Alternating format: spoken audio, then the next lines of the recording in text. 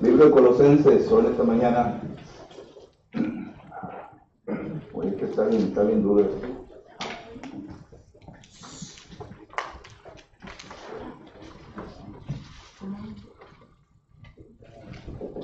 Capítulo 1. Y en el capítulo 1 tiene varias divisiones.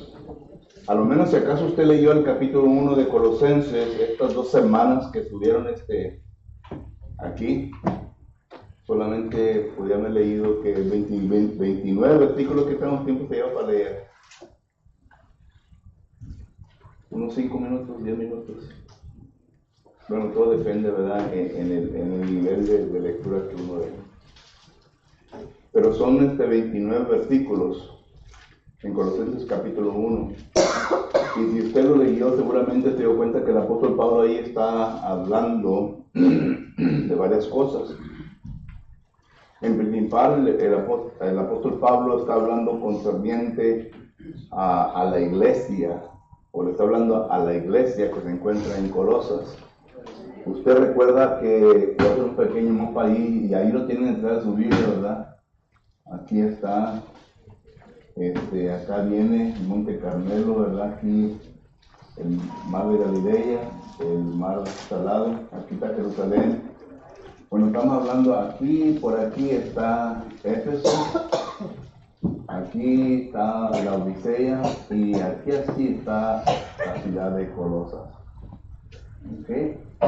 Ahí había una congregación, y esta congregación que existía aquí, ¿verdad? No sabemos qué tan grande estaba, no sabemos muchas cosas de ella, pero sabemos nosotros que esta es la carta que el apóstol Pablo le escribe a esa congregación que se encuentra localizada ahí en la ciudad de Colosas. Y segundo, sabemos bien que el apóstol Pablo no fue la persona quien estableció esta iglesia ahí en Colosas. Ya hemos llegado a la conclusión en nuestra introducción de que el apóstol Pablo anduvo enseñando y predicando en varios lugares, y en la región de Éfeso el apóstol Pablo se encuentra a varios discípulos. Hechos capítulo 19 miramos nosotros que esto ocurre. El apóstol Pablo se encuentra en varios discípulos ahí, y por causa de la persecución que ocurría en aquel entonces de los hermanos judaizantes, el apóstol Pablo se recoge con los discípulos en una escuela de uno llamado Tirano, ¿recuerdan? Hechos capítulo 19, versículos 9 y 10. Y ahí, por espacio de 2 años, el apóstol Pablo instruye a estos discípulos. Y estos discípulos dice que salieron y esparramaron la palabra de Dios por todo Asia. Esta es la región de Asia. Incluye la ciudad de Colosas. E incluso Colosenses capítulo 1, versículo 7, nos da a entender que Epafras, ahí es el versículo 7, dice: como lo habéis aprendido de Epafras, nuestro consiervo amado, que es un fiel ministro de Cristo para vosotros. Colosenses capítulo 1, versículo 7. Entonces sabemos bien que Epafras es el que viene a predicar el evangelio, es el que viene a establecer la congregación ahí en esa ciudad de Colosas. Y cuando la ciudad de Colosas entonces tuvo problemas, este hombre, este ministro, se va todo hasta la ciudad de Roma para pedirle consejos al apóstol Pablo. Recuerden que el apóstol Pablo está en la ciudad de Roma en estos momentos y está encarcelado. Hechos capítulo 28, versículo 30 y 31 habla de esto. Entonces, Epafras viaja a Roma para hablar con el apóstol Pablo, para ver si acaso así puede traer algunas enseñanzas del apóstol Pablo sobre los problemas que estaba sufriendo la ciudad o la congregación de Colosas. Lo que es el fondo histórico del capítulo o de la carta, ¿verdad? Pero capítulo 1 miramos nosotros que primeramente se encuentra la salutación. versículos del 1 al 2. Y segundo, Pablo elogia a la congregación de Colosas, capítulo 3 al 8. Tercero, Pablo ora por la congregación, versículos del 9 al 14. Pablo ora por la oración, por la congregación ahí en Colosas. Número 4, habla sobre la preeminencia de Cristo, versículos 15 al 23. Y luego Pablo describe un poco su ministerio. Pablo describe su ministerio. Y la razón por qué Pablo escribe su ministerio, porque mucha gente, la congregación no conocía al apóstol Pablo, no sabía quién era el apóstol Pablo. Miramos que es el 24 al 29. Recuerden que en Colosenses capítulo 2 y versículo 1 el apóstol Pablo dice ahí de que esta congregación no lo conoce. Entonces Pablo se está introduciendo a esta congregación para que la congregación entienda quién es el que está escribiendo la carta, para que entiendan un poco el trabajo del apóstol Pablo. Pero que este es el bosquejo del capítulo 1 de Colosenses. La salutación, la manera en cómo Pablo alaba a la congregación, varias cosas que vamos a ver ahí, y luego Pablo ora por la congregación, y luego la preeminencia de Cristo. Y ahorita miramos la razón en por qué Pablo habla sobre la preeminencia de Cristo a esta congregación. Preguntas o comentarios, hermanos, del bosquejo de capítulo. Gracias.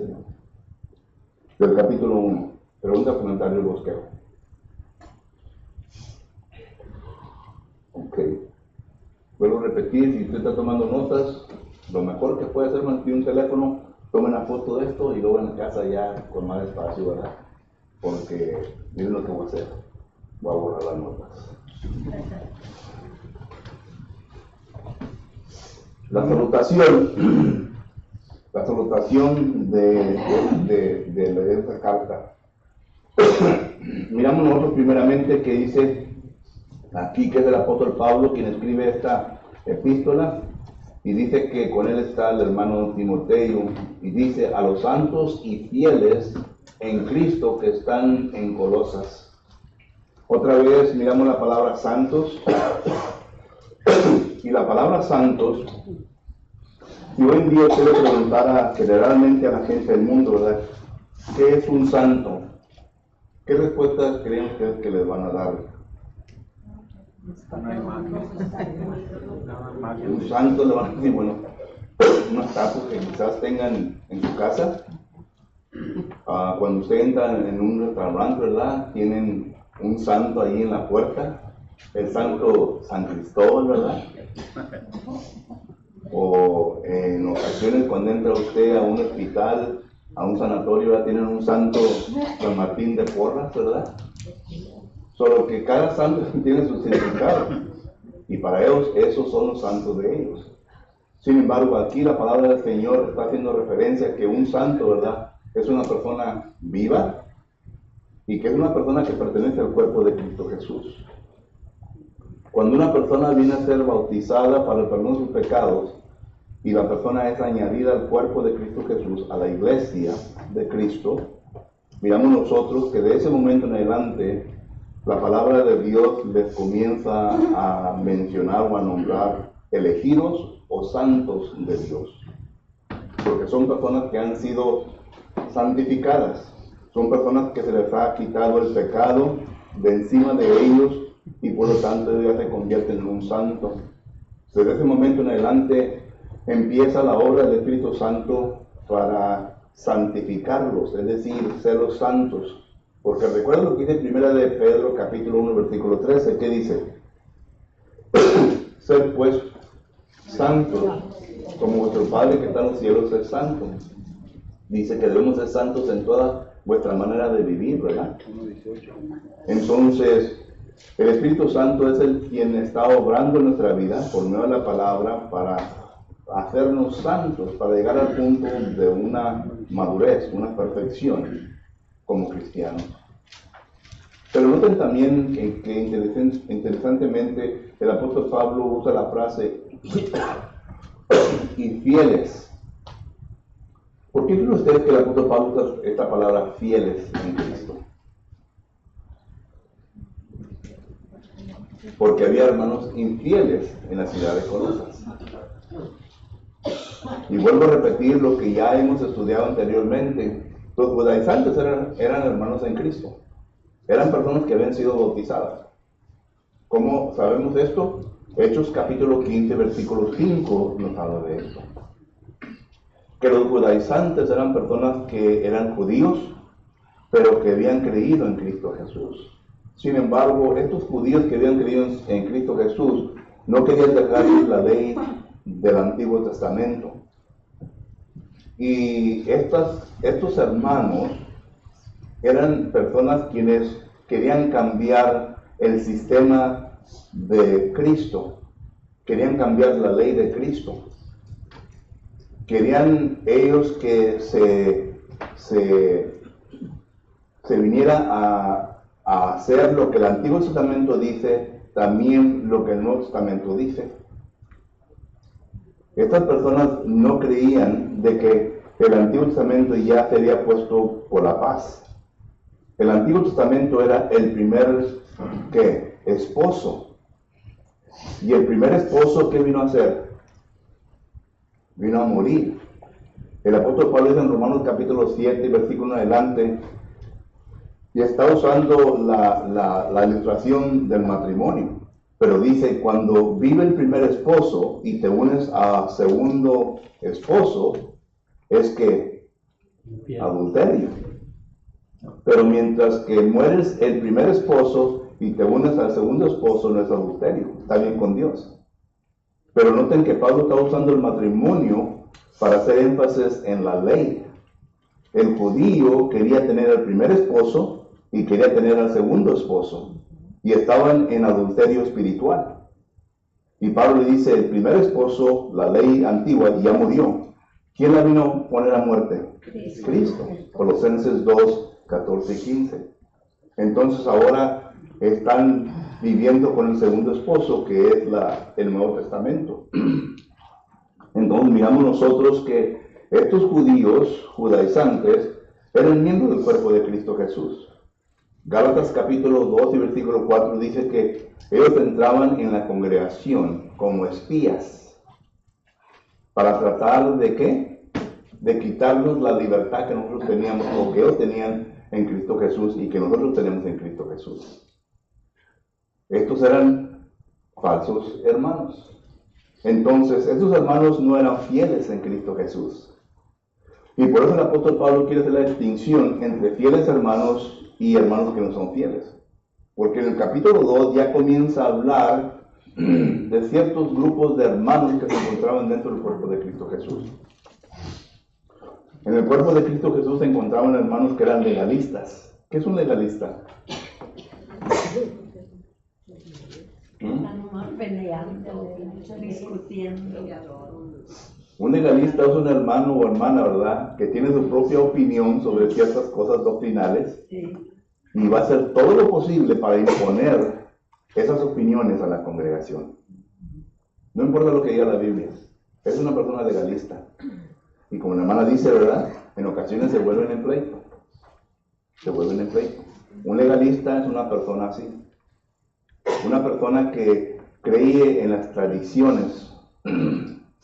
Por ejemplo, hace tiempo atrás, ¿verdad?, yo cambié el púlpito para abajo y la cena del Señor la subí para arriba. Y una hermana se escandalizó. dijo, ay hermano, ¿qué está haciendo? Dice, es un pecado que haga eso. Oiga, pues, esa es tradición. Esa es tradición. Pero la hermana aferradamente, ¿verdad?, que era pecado que el púlpito estuviera abajo y la cena del Señor estuviera arriba. Y por tal de no ofender, la verdad, por tal de vivir en paz, nosotros varones sabemos de eso, ¿verdad? No. Nadie dice nada, ¿verdad?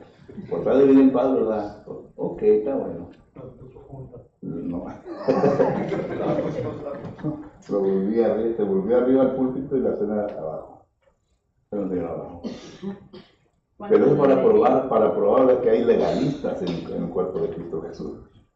Cuando debería de ponerse allá arriba lo principal, lo de Dios. Yeah, y el púlpito abajo estaba bien. Pero bueno. Y luego cambió un poquito el orden del culto, ¿verdad? Primeramente, ¿verdad? Le dije al hermano, levántese y dedica un canto, ¿no? Para que la congregación ya comience a ponerse en su lugar y cantar un canto, ¿verdad? Y luego después del canto, ¿verdad? Entonces tenemos una oración. Y los anuncios los vamos a dejar para el último. Pues hubo otra persona que se escandalizó que los anuncios deben de ser primero. Y que los cantos deben de ser juntos, ¿verdad? Y deben de ser 3 nomás. Digo todo esto, hermano, para que miremos que hay legalistas en el cuerpo de Cristo Jesús. Son personas que están aferradas a la tradición. Porque hay muchas cosas que nosotros hacemos por causa de tradición, no porque la palabra del Señor nos enseña. Solo que entonces, esto lo vemos en Colosenses capítulo 2. Y estamos hablando sobre hermanos fieles, ¿me entiendes? Verse a los hermanos que no son fieles. Y luego también había hermanos legalistas, pero había hermanos, los judaizantes, que creían en 2 pensamientos, en 2 maneras de hacer las cosas. Y pues pudiéramos entrar aquí en varios asuntos, ¿verdad? Hoy en día, ¿qué tantos pensamientos existen dentro del cuerpo de Cristo Jesús? Mucho. Tenemos a los hermanos que son alta conservadores, le dicen. Tenemos a los hermanos que son conservadores. Tenemos a los hermanos que están a mediación. Tenemos a los hermanos que son personas que están progresando. En inglés tenemos los progressives. Y tenemos a los hermanos que son bien liberales. A los que ya usan instrumentos musicales en el culto de oración y a la hermana, ¿verdad?, para que administre la cena del Señor. Solo que hay una variedad de pensamientos, de opiniones. Y todo eso, ¿verdad? ¿Quién es fiel y quién no es fiel? ¿Se podrá permitir todo esto dentro del cuerpo de Cristo Jesús? Porque el apóstol Pablo habla, ¿verdad?, de la sana doctrina. ¿Y qué es la sana doctrina? ¿Qué es lo que la palabra de Dios nos enseña? Pero lo que digo todo, ¿vale? Así es. Así es. Y entonces, como dice que primera de Pedro, ¿verdad?, desear la leche espiritual, ¿qué? No adulterada. Y hablamos de la manera en cómo se puede adulterar la palabra espiritualmente hablando. Por lo que entonces, miren, existe esto. Aquí está la verdad se para por sí misma, ¿verdad? Pero dentro de esto, ¿verdad?, está nuestra opinión, está nuestra preferencia, y está, ¿qué? Tradiciones. ¿Que no es así? Y la venimos a mezclar, y esta mezcla, ¿verdad?, se le llama, ¿qué? Adulterio espiritual.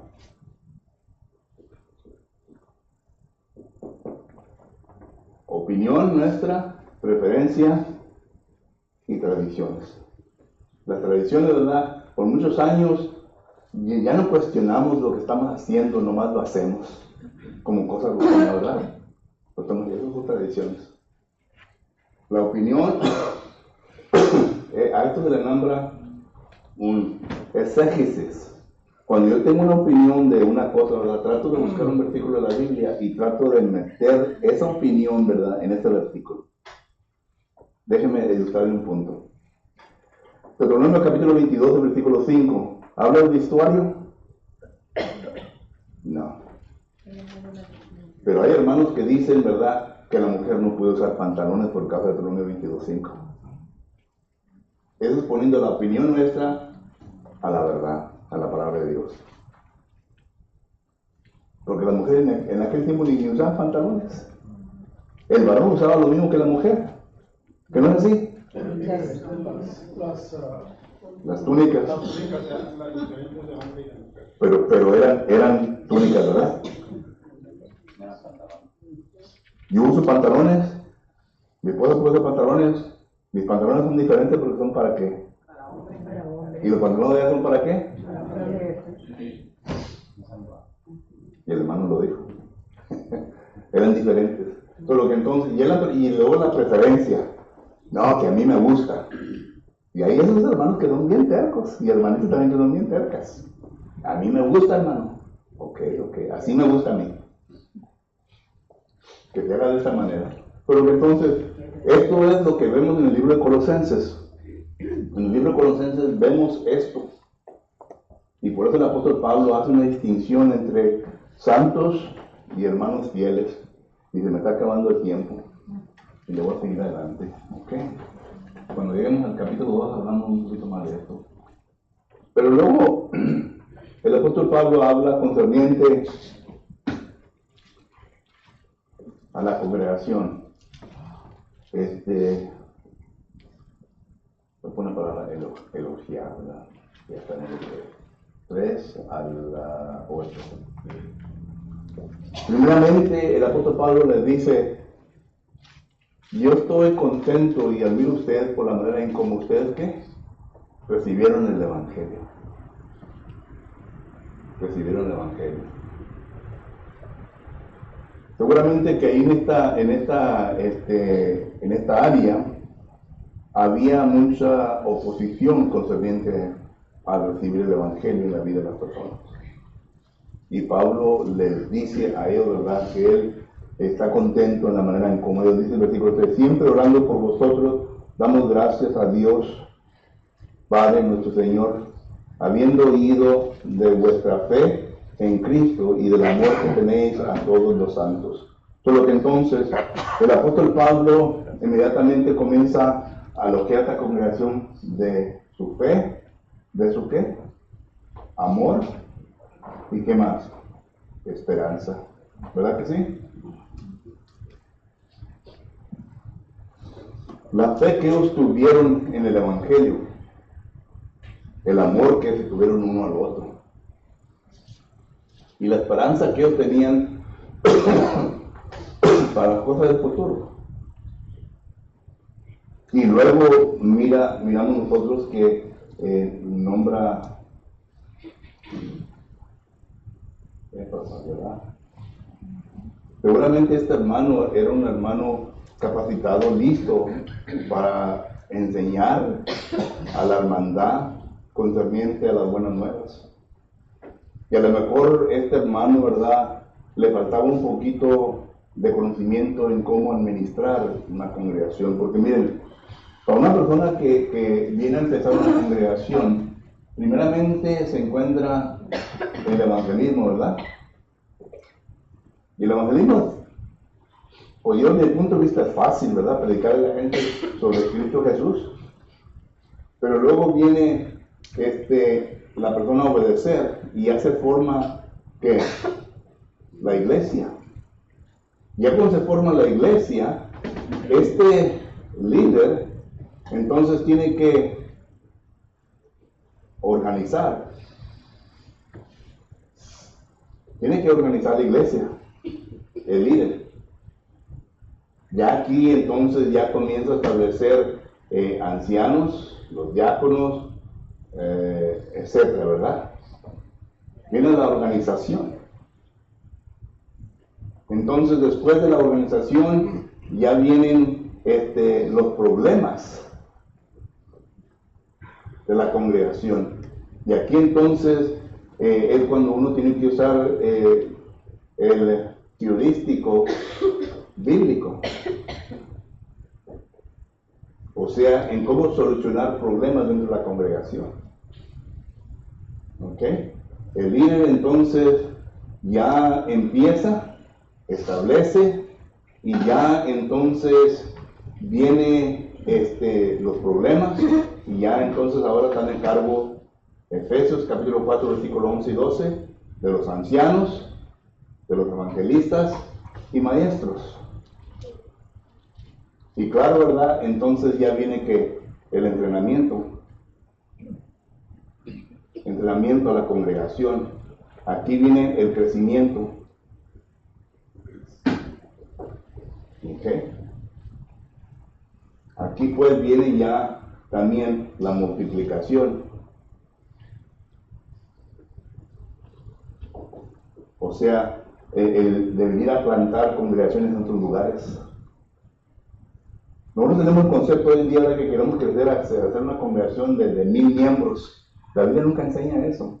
La Biblia enseña, ¿verdad?, el crecimiento, enseña este círculo, pero luego también enseña la multiplicación. ¿Qué tantos miembros tenía la iglesia de Antioquía? No lo sabemos. Pero la iglesia de Antioquía ya tenía que maestros, ya estaba organizada. Porque Bernabé fue a traer a Saulo, a Pablo de Tarso, y ellos se envolvieron en esto de aquí, Hechos capítulo 11. Y entonces llegó al punto del crecimiento. ¿Y qué dice Hechos capítulo 13? Apártame a Bernabé y a Pablo para la obra misionera, para plantar, para establecer congregaciones. Ya en este punto aquí. Pero vuelvo a mi pregunta original. ¿Qué tan grande piensan ustedes que era la congregación de Antioquía? ¿1000 miembros? Yo no creo. Más dice que un grupo, no sé cuántos. Sí. Una gran multitud. Pero no el trabajo que están haciendo. No es el trabajo que ya hicieron. Mandaron a 2 hombres para plantar, para establecer congregaciones. Entonces, esto miramos nosotros, ¿verdad? Aquí. Que el apóstol Pablo está elogiando a esta congregación por su fe, su amor, su esperanza, y al líder por el trabajo que estaba haciendo. Pero yo pienso, ¿verdad? Y este es solamente mi pensamiento. Yo estoy leyendo en el texto. Yo pienso que Epafras tuvo problemas aquí en esta área. Ahí tuvo problemas. Y como muchos estudiantes, como muchos de mis estudiantes, estoy seguro que David puede decir lo mismo, David Calder, personas que hemos enseñado para predicar y enseñar y para establecer congregaciones, en un punto de su vida regresan a uno, nos llaman. Fíjate que hermano Rodríguez, estoy teniendo este problemita. ¿Qué sugiere usted? ¿Qué consejo me puede dar? Y a uno comienza a aconsejarle lo mejor que puede, ¿verdad? Para tratar de arreglar esta situación para que brinque de aquí a acá. Pero este es el círculo de la congregación. Y esto es lo que pasa con Epafras. Epafras regresa al apóstol Pablo para pedir consejo. Y estos son los versículos del 3 al 8. Pregunta o comentario. No pienso que vamos a acabar todo el capítulo. Yes, sir. Que no se vayan cero. Hermano, he leído en varios párrafos de la Biblia salutación. Quisiera que me explicara eso. Es como un tipo de, en inglés decimos greetings, un saludo a la congregación, a una persona. Parece que la salutación también viene cuando María va a ver a la mamá de Juan el Bautista. También hubo salutación allí. Él llegó y hubo salutación. Todos nosotros lo hacemos como cuando vamos a visitar cuando mis nietos vienen a visitarme, traen salutaciones. Cuando nosotros vamos a visitar a nuestros hijos, llevamos salutaciones. Muchas veces da con uno más un abrazo. Hola hijo, ¿cómo estás? ¿Cómo te ha ido? Salutaciones. Porque a mí también me han preguntado a veces. Yeah. Y yo digo, pues, ahorita no te lo puedo decir. Yeah. Sí, es lo que es nomás un tipo de saludo. Un saludo fraternal, algo así. Sí, un saludo a la persona. Oh. En tus palabras, pero Pablo aquí lo usa, ¿quién está escribiendo? ¿Quién está con él? y luego el deseo que Él tiene, gracia y paz sobre todos vosotros. Y era la salutación preferible en aquel entonces. Vamos, está bien. ¿Alguien más? Claro. Le entramos al tercer punto. Aunque el tercer punto, ¿verdad?, es la oración del apóstol Pablo. Hombre, aquí tiene bastante, ¿verdad? La oración. La oración del apóstol Pablo. Y noten lo que... Primeramente el apóstol Pablo ora para que la congregación tenga ¿qué? Conocimiento. Noten la importancia que es el conocimiento de la palabra de Dios, hermano. No solamente en el predicador y en los líderes, pero también en la congregación. El conocimiento de la palabra de Dios es bien importante. Cuando habla el apóstol Pedro, en 2 de Pedro, capítulo 1, versículo 8, perdón, 2 de Pedro, capítulo 1, versículo 5, el apóstol Pedro ahí dice que debemos de añadirle a vuestra fe. Vuestra fe es la persuasión y convicción de que Cristo es nuestro Señor. Pero hay un separatorio, dice, a la fe añadir ¿qué? Virtud. Y a la virtud añadir ¿qué? Conocimiento. Dominio propio. La palabra virtud quiere decir un cambio. A la fe añádele un cambio en tu vida para que llegues a la excelencia moral de Dios. Y luego dice, añade que conocimiento. Conocimiento es importante en la vida nuestra. Oseas 4:6. La palabra del Señor. Porque ¿qué es lo que transforma a uno? La palabra de Dios es la que transforma a uno. ¿Mande? Ya. Y noten, el apóstol Pablo dice en 2 carta a los Corintios, capítulo 10, versículos 4 y 5, que aquí está la mente, ¿verdad? Según habla él. Y en la mente existen ¿qué? Argumentos. Argumentos. Ahí existen los argumentos. Y los argumentos se convierten en ¿qué? En acción en la vida de uno. ¿Que no es así? Solo que entonces en la mente, ¿verdad?, están las cosas del mundo. Está lo espiritual.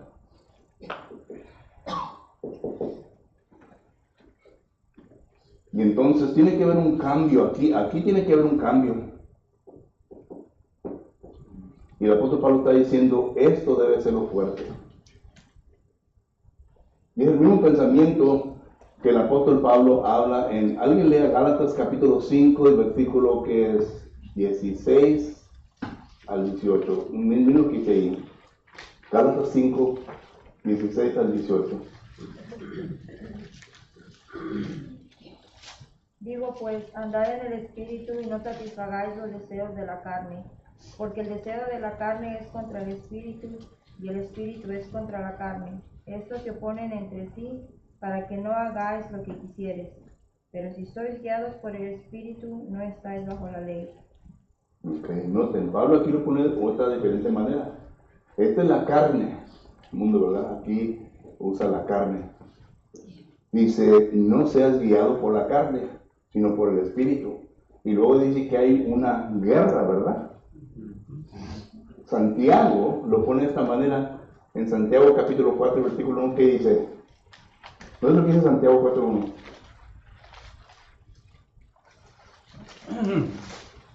Santiago 4:1.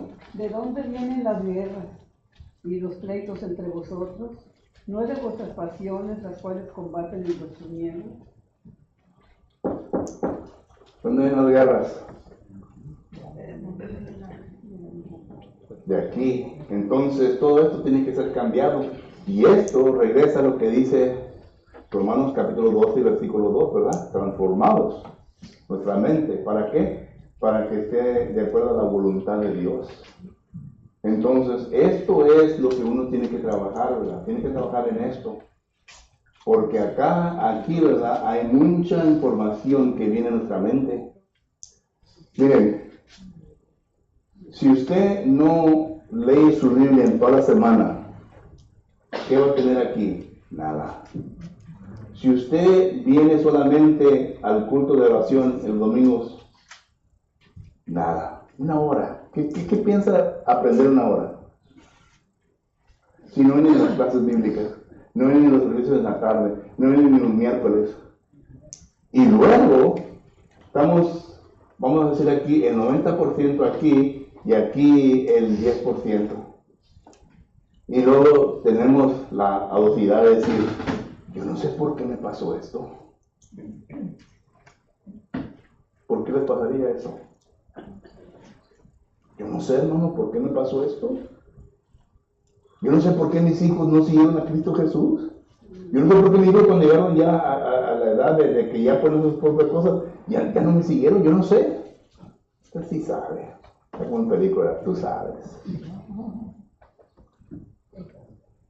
Porque cuando hay muy poco aquí no va a haber cambio. Cuando se reversan esto, cuando viene a reversar esto, ¿verdad? Que el 90 y el 10 va a haber cambio. Cuando existe esto, hermanos, ¿qué cree usted que va a pasar? Como dice Romanos capítulo 2, versículo 14 y 15. ¿Qué cree usted que va a pasar con nuestra conciencia? ¿Nos acusa o nos defiende? Nos acusa o nos defiende. El 90 y el 10, la conciencia nos va a defender esto. Y no nos va a acusar. Pero cuando es el 90 y el 10, la conciencia nos va a acusar. Y nos va a decir, Poncho, así me dicen, ¿verdad, Poncho? Está mal eso es lo que está haciendo. Pero recuerda lo que dice Tito, en Tito capítulo 1, versículo 16, cuando la conciencia está corrompida, todo está corrompido. Todo. Y entonces, esto es lo que miramos nosotros cuando el apóstol Pablo dice añadir conocimiento, porque el conocimiento es importante, hermano. El conocimiento es importante. Es la manera en cómo Dios le comunica a usted. Dios le comunica por medio de la palabra. No le comunica, Dios no se va a aparecer enfrente de usted y le va a decir, ¿qué estás haciendo? Ni tampoco con un ángel aquí, que un diablito y un ángel acá, bueno, ¿verdad? Que no te va a hacer eso. Te va a comunicar por medio de la palabra. Y la palabra es la que va a redarguir, es la que va a trabajar aquí en la conciencia, es la que va a hacer todo esto. Es la madurez, hermano. Así es, así es. La persona que es más madura, ¿verdad? Se detiene ya en más cosas, ¿verdad? Y el que no es maduro, hasta los rayos va. Acá en cuanto más una, que puede ser una. Para relajarme, vengo bien cansado de trabajo, una me relaja. Todo esto, hermano. Y viene a la palabra de Dios. Pregunta, comentario. Ya se me acabó el tiempo, hermano. Ya estaba poniendo bueno, ¿verdad? Sí. Pero la próxima semana entramos al punto 3, porque todavía nos falta el 4 y el 5, la preeminencia de Cristo y luego el ministerio del apóstol Pablo. Pero si no tiene nada más que añadir a esto, entonces, ¿sí, hermano? Más ahí, no sé, 4 o 6 dice, ¿verdad? Nos dice que esto es como para nosotros como un ejemplo, para no hacer lo que el pueblo de... ¿Y qué le pasó? ¿Por qué fueron destruidos? Falta de conocimiento. Falta de conocimiento. Y Isaías 5, parece que es 5:13, ¿verdad? Dice que fueron llevados a cautiverio por falta de conocimiento. Y hoy en día, ¿quién nos lleva a cautiverio? Satanás. ¿Por falta de qué? Conocimiento. Solo que cierran. Parece que les faltó conocimiento porque rehusaron. ¿Mande? Rehusaron la verdad. Así es. Por eso, ¿verdad? Les faltó conocimiento porque rechazaron la verdad. La verdad la tenían. Ya. Así como nosotros la tenemos. Mire, hermano, Dios ya ha hecho todo por nosotros. Dios ha sido victorioso. Dios ha ganado la guerra. Cristo ha ganado la guerra. Cristo dice, el cielo está preparado para ti. Yo ya vine y morí por ti. Tú solamente tienes que hacer lo que tienes que hacer para ser salvo. Todo está listo para heredar la vida eterna. Todo depende de ti. Es lo mismo que le dijeron a los israelitas, ¿verdad? Dios le dijo a los israelitas, yo te voy a dar la tierra prometida. Yo voy a pelear por ti. Tú no tienes que hacer nada más creer y hacer mi voluntad. Y es lo que le dijo Dios. Esto es lo que tienes que obedecer mi palabra. Y ellos dijeron, Señor, te vamos a obedecer. Igual que nosotros hoy en día. Pero pónganse a pensar, ¿realmente obedecemos a Dios en todo? Con eso termino. No recuerdo la cita, pero Dios dice conocimiento, ¿verdad? De mí quiero, conocimiento de Dios quiero, más que sacrificios, ¿verdad? Entonces, hacemos, no, pues sacrificios, ¿verdad? Que Dios ya no, y todas que hago ya de eso, quiero que conozcan mi palabra y que hagan mi voluntad, ¿no? Voluntad, así es. Y incluso, ¿verdad? La desobediencia de uno, ¿verdad? ¿Qué es lo que le dijo Samuel a Saúl? Que la desobediencia era como que hechicería. La desobediencia. Pero somos seres humanos y tenemos libre albedrío y yo voy a hacer lo que me dé mi gana. Según dice el mundo, ¿verdad? A mí nadie me dice nada, ok, yo voy a hacer lo que me dé mi gana. Okay, Samuel también dijo que pequeña obediencia en vez de sacrificio. Sí. Y ya cuando tratas con personas así, hermano, pues ¿qué puedes hacer? Pues no puedes hacer nada. Orar por ellos, no más. Ni modo de Que Dios tenga misericordia para que cambie, ¿no? Y es triste, hermano, pero como padres también hemos visto a personas que han pasado con hijos que son así. Porque no los enseñaron desde chiquitos a tener temor a Dios. Así es. Ok, bueno, terminamos, gracias. Vamos a prepararnos para nuestro culto esta mañana.